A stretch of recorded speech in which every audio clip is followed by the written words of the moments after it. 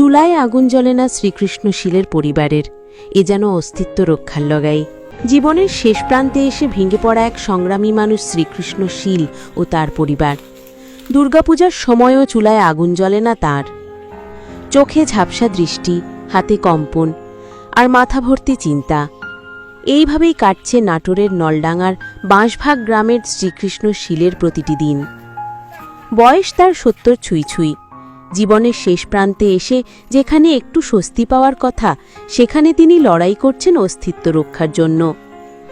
পেশায় তিনি একজন নরসুন্দর হলেও এখন আর চোখে ভালো দেখেন না বলে তেমন কেউ তার কাছে চুল বা দাড়ি কাটাতে আসে না। দিনে আয় হয় সর্বোচ্চ ৩০ থেকে ৫০ টাকা। সেই সামান্য টাকায় চলছে ৩ জনের সংসার। কোনো দিন তাও আয় হয় না। সেদিন চুলায় হাঁড়িও ওঠে না শ্রীকৃষ্ণশীলের। অসহায় এই বৃদ্ধের নেই কোনো পুত্র সন্তান। সংসারের পুরো ভার তার কাঁধেই। ২ মেয়ের মধ্যে বড় মেয়ে মানসিকভাবে অসুস্থ, যার জন্যে তার স্বামী তাকে ডিভোর্স দিয়ে বাড়ি পাঠিয়ে দিয়েছে। এখন সেই মেয়ে বাবার বাড়িতেই দিন কাটাচ্ছে। তার চিকিৎসা করার সামর্থ্য নেই অসহায় পিতার। বৃদ্ধা স্ত্রীও আর আগের মতো কাজকর্ম করতে পারেন না। সবচেয়ে করুণ অবস্থা তাদের বসবাসের ঘরটির। কাঠ ও মাটির তৈরি পুরনো ঘরটি এখন ভেঙে পড়ার মতো অবস্থা। বর্ষাকালে বৃষ্টির পানি চুইয়ে পড়ে ঘরের ভিতরে, এমনকি কোনো জায়গায় পানি জমেও থাকে। অথচ এত দুঃখ কষ্টের মাঝেও এই বৃদ্ধ লোকটি কারো কাছে হাত পাততে পারেন না। আত্মসম্মানে আঘাত লাগে। তবুও এখন তিনি তার শেষ চেষ্টা করে যাচ্ছেন। স্থানীয় এলাকাবাসী বলেন, পূজাতে হাঁড়ি ওঠে না শ্রীকৃষ্ণশীলের চুলায়। জীবনযুদ্ধের শেষ প্রান্তে দাঁড়িয়ে শ্রীকৃষ্ণশীলের পরিবার।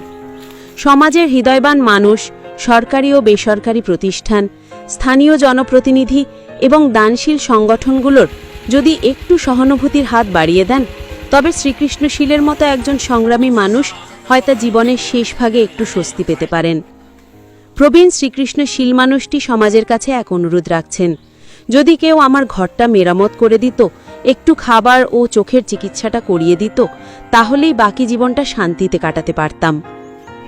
আমি কষ্ট করে খাই, কি করে চলবো, কিভাবে? একটা মেয়ে আছে, মেয়ে নিয়ে চলতে পারিনি। তাই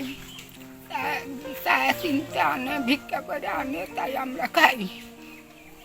বৃষ্টি হলে ভেজা লাগার সময় 3 জনই থাকি। খায় না খায় দিন যায়। এই বয়সে আমার কাজ চলে না। তবে চলবো, কি করব, আপনারা একটু দেখেন দয়া করে। বাঁশভাগ গ্রামের শ্রীকৃষ্ণ উনি এক সময় খিরি করতো, বা উনি নিজস্ব সেলুন চালাতো এক সময়, কিন্তু এখন বয়সের ভারে উনি বৃদ্ধ হওয়ার পর ওনার ঘরে একটা মেয়ে, স্বামী পরিত্যক্ত মেয়ে আছে। এখন মানে নুন আনতে পান্তা পরে এরকম পরিস্থিতি। ওই মেয়ে সমাজের বিত্তবান লোক, তারা যদি তাদের একটু পাশে দাঁড়ায়, আসলে ধর্ম বর্ণ নির্বিশেষে মানুষ মানুষের জন্য, এটাই সকলের কাছে কামনা করি। আমি অনুরোধ করব, আপনারা সকলে এই ব্যক্তিটার পাশে দাঁড়ান। এই ব্যক্তিটা অত্যন্ত অসহায়, 50 টাকার বেশি ইনকাম এই ব্যক্তির নাই। আর এই যে দেখতে পাচ্ছেন, এই সকল যন্ত্রপাতি, এগুলো দিয়ে আসলে মানুষ এখানে কাজ করতে চায় না। বর্তমান ডিজিটাল যুগ, সারা বাংলাদেশে ডিজিটাল সেলুন হওয়ার কারণে এই ব্যক্তির কাছে আসলে কেউ আসে না। বয়স হয়ে গেছে, কোনো বয়স্ক ভাতা তার কোনো কার্ড নাই। এখন তার অবস্থানটা খুব খারাপ। সরকার থেকে যদি অনুদান, যদি কোনো কিছু ব্যবস্থা করে দেয়, তাই একটু এই শেষ বয়সে তার জীবনটা যাপন করতে পারবি।